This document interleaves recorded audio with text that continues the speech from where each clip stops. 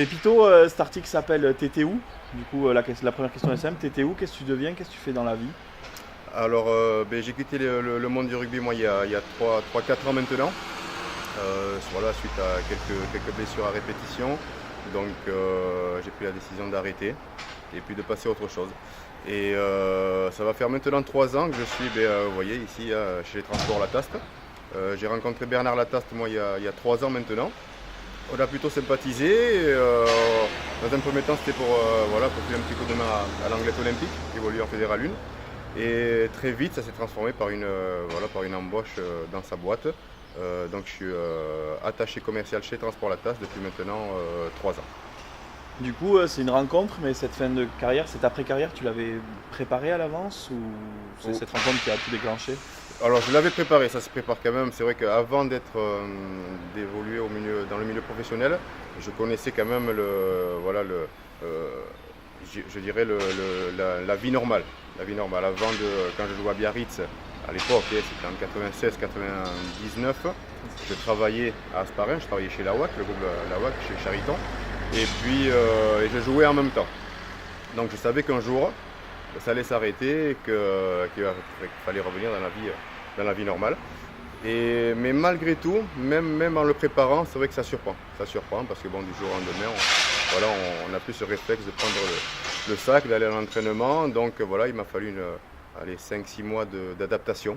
Et puis maintenant, voilà, je suis dans la vie voilà, je suis quelqu'un comme tout le monde, quoi, et dans la vie de tous les jours. Justement, tu disais que toi, tu travaillais en même temps que tu jouais à Biarritz. Est-ce que tu considères quand même que vous étiez assez aidé pour la reconversion? Ouais, c'est vrai que alors ça dépend des clubs. Ça dépend des clubs. C'est vrai que sur Bayonne, un président comme Francis Salagoiti est quand même assez impliqué dans tout ce qui est après-carrière du joueur pro. Je ne pense pas que ce soit dans le même cas dans tous les clubs. Agen, je pense aussi, est sensibilisé sur ça. Et puis bon, moi, après, ça s'est fait vraiment. J'ai rencontré Bernard. Le hasard aussi a fait que j'ai rencontré Bernard. Mais c'est vrai que tous les clubs ne sont pas. C'est un monde pro maintenant. C'est un monde pro, c'est dirigé par voilà, des chefs d'entreprise qui ne pensent pas forcément à l'après-carrière du joueur de rugby. Tu as un peu répondu, les blessures en fin de carrière? C'était ton corps qui te disait stop ou c'est un concours de circonstances, ça s'est enchaîné, ça s'est enchaîné? Ouais, je crois que ouais, le corps a vraiment dit stop. Le corps a vraiment dit stop. L'envie était là de continuer. Je voulais me faire une dernière année. L'envie est toujours là, hein. Là, si je pouvais rejouer encore, bon, je le ferais parce que c'est ma passion, le rugby. Voilà, tout le monde, on connaît ce que c'est, quoi, les copains, l'ambiance vestiaire et tout. Et le corps a vraiment dit stop. Je me suis fait un croisé, c'était quand je crois en 2011. 2011, c'était la première fois que ça m'arrivait. Je me suis dit, bon allez, je vais batailler pour revenir. Je suis revenu, je me suis fait l'autre genou. Et donc là, je me suis dit, allez, c'est bon, on passe à autre chose. Ça n'a pas été évident, de tirer un trait. Mais bon, il faut savoir passer à autre chose. Tu disais que tu avais encore envie, il me semble que tu joues, tu fais quelques tournois de beach. C'est quoi? Tu as envie encore de continuer un peu le Ouais, beach? ben oui, quand même. Bon, le rugby, voilà, c'est quand même moins traumatisant. Quand il y a un petit tournoi de toucher, bon, ben, j'essaye de le faire. Oui, les tournois de beach rugby aussi, j'en fais quelques-uns. J'ai fait aussi pas mal de pelote maintenant. Voilà, chose que je ne pouvais pas faire avant, donc j'en fais pas mal actuellement. Et voilà, c'est aussi quelque part le besoin de se dépenser aussi, quoi. Le rugby, c'est quoi aujourd'hui pour toi? Le rugby, là, actuellement, bon, moi, personnellement, je suis ça de loin. Mais je pense que c'est toujours, voilà, c'est toujours cet esprit d'équipe, hein. Certes, il a évolué, le rugby a évolué. Il y a peut-être moins cette camaraderie qu'il y avait avant. Mais on sent quand même voilà, les joueurs assez proches. Donc voilà, pour moi, c'est quand même toujours dans l'esprit famille, quoi. Quel est le plus beau souvenir de ta carrière? Alors le plus beau souvenir, je pense que ça va être. Bon, malheureusement, j'ai pas eu de titre de champion de France. C'est vrai je suis pas passé loin en 2002 quand j'étais sur Agen où bon, on perd en finale contre Biarritz. L'occasion ne s'est plus représentée et je crois que mon meilleur souvenir, c'est la Coupe du Monde en 2003 et le Grand Chelem qui a suivi en 2004.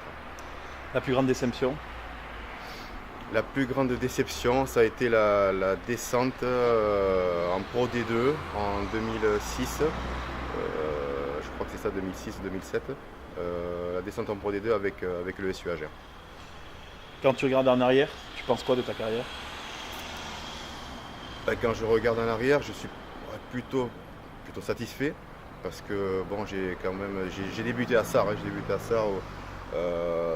C'est un club de série.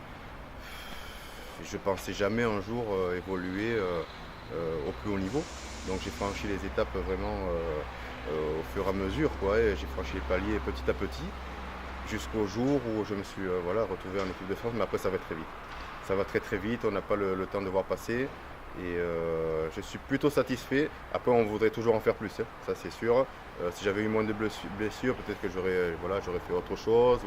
Mais je crois qu'il ne faut pas regretter et franchement je suis fier de ce que j'ai pu faire.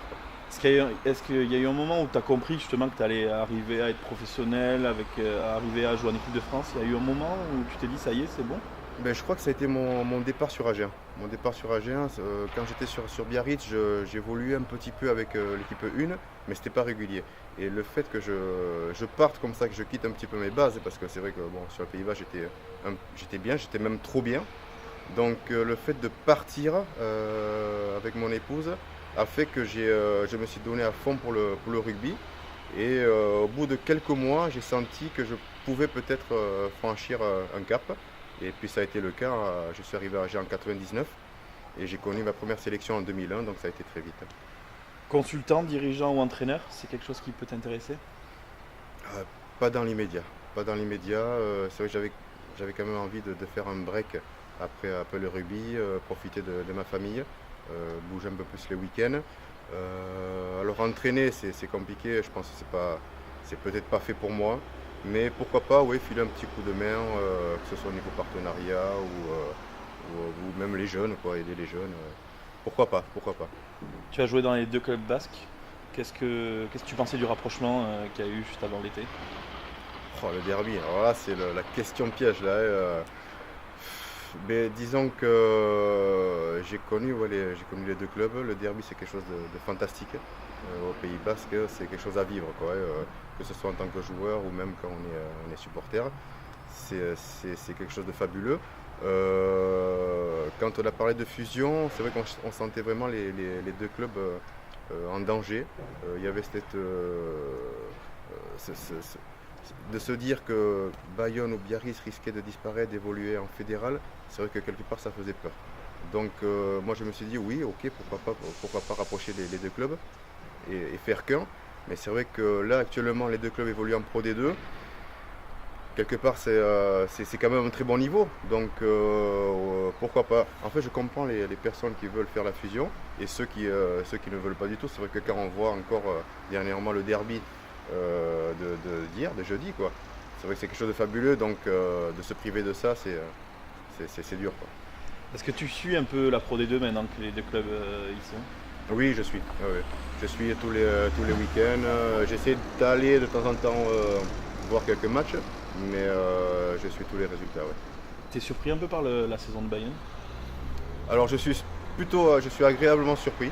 C'est vrai que quand un club descend comme ça en Pro D2, un club qui perd beaucoup de joueurs, c'est jamais évident. Et puis là on sait la Pro D2 c'est compliqué. Et Bayonne a quand même plutôt bien entamé sa descente, quoi. Sur un premier match gagné à Albi, qui est en Pro D2 depuis pas mal de temps et qui connaît cette compétition.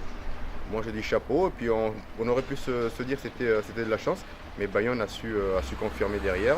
Mais je pense que oui, l'arrivée des Cheto, Nicolas Morles qui est quand même toujours au sein du club, et puis Francis Alagolti, ont fait que Bayonne a gardé toujours cette âme, quoi. Le derby de jeudi soir, tu nous as dit que ça t'intéressait. Tu supportes qui quand c'est comme ça? Je ne vais pas me cacher, je supporte Bayonne. Ouais, je supporte Bayonne, très content que Biarritz ait pris un point. Ils auraient pu faire mieux sur la fin, mais bon, On le sait, le deuxième c'est toujours compliqué, ça peut se jouer sur un petit détail. Donc ouais, je suis quand même plutôt Bayonnais que. Tu supportais Bayonne avant d'y avoir joué ou c'est depuis que tu es passé au club? Non, c'est depuis que je suis passé sur Bayonne. Ouais. Tu as été aussi joueur de l'équipe de France? Oui. C'est quoi le problème de l'équipe actuellement? Ça c'est compliqué, c'est vrai qu'on a tous été très déçus de la campagne mondiale de l'équipe de France. Pourtant c'est dommage parce je pense qu'il y a les joueurs, la qualité elle est là. L'équipe de France n'a pas été constante du tout. On l'a vu déjà sur les tournois, lors des tournois des destinations, on sentait une équipe qui se cherchait. On a espéré, on s'est dit qu'avec du travail ça allait venir, mais voilà, c'est pas venu. Pourtant, ça se joue vraiment sur des petits détails. Alors, je pense que pour répondre à cette question, il faut vraiment être en interne. En interne, comprendre la communication entre le staff, les joueurs, c'est difficile d'y répondre. Guy Novès était déjà entraîneur de Toulouse quand tu jouais. Oui. Tu penses qu'un entraîneur comme ça peut changer les choses? Oui, s'il arrive à mettre en place ce qu'il faisait à Toulouse et ce qu'il aimerait faire avec l'équipe de France, je pense qu'il peut apporter un plus à cette équipe qui en a bien besoin. Alors tu n'as pas signé Anglet, puisque moi j'avais écrit que tu as signé, mais tu m'as dit que tu n'avais pas signé. Tu étais venu pour donner un coup de main. Les voir en Fédéral 1 aujourd'hui, c'est surprenant pour toi ou tu sentais déjà un club qui pouvait jouer au-dessus? Ouais, on sentait quand même un club qui avait envie de franchir un palier. Ça faisait un petit moment qu'Anglet était en Fédéral 2, 3. Et on sentait quand même la motivation des dirigeants, de Bernard Lataste, les joueurs aussi, pour évoluer au niveau supérieur. Et c'est vrai que là, la Fédéral 1 est un championnat assez compliqué. Anglet est actuellement peut-être avant-dernier, je crois, un truc comme ça, donc avant-dernier. Donc voilà, c'est une compétition difficile. Anglet découvre un petit peu cette Fédéral 1. Donc voilà, en espérant que le maintien soit là à la fin de la saison. Est-ce que tu les vois perdurer à ce niveau-là? C'est-à-dire c'est peut-être l'année où ça va être très difficile, cette année, mais est-ce que tu les vois après, si jamais ils arrivent à se maintenir? Oui, je pense qu'il y a toujours une période d'adaptation. C'est vrai que la plus compliquée, c'est cette année. Parce que l'année dernière, Anglet est monté aller un peu tardivement, donc Fédéral 1, forcément il faut recruter du monde, ça ne se trouve pas comme ça. Donc ça va être une période charnière. Je pense que si Anglet arrive à se maintenir là cette année, l'année prochaine ça va être encore mieux et puis jusqu'à s'installer dans cette division. Tu le disais, tu es formé à Sarre. Tu as toujours des contacts au club? Tu vas voir quelques matchs? Oui. Alors là, j'ai pas été voir de match encore cette année, je vais me faire taper sur les doigts, mais je regarde tous les résultats. De Sarre. J'ai mes enfants qui jouent aussi à Sarre, l'entente Sarre-Asquin. Donc je suis quand même toujours à proximité de Sarre et je vis à Sarre aussi. C'est parfait. Merci beaucoup. Merci à vous d'être venu et puis de vous inquiéter de ce qui se passe après, quoi. C'est sympa.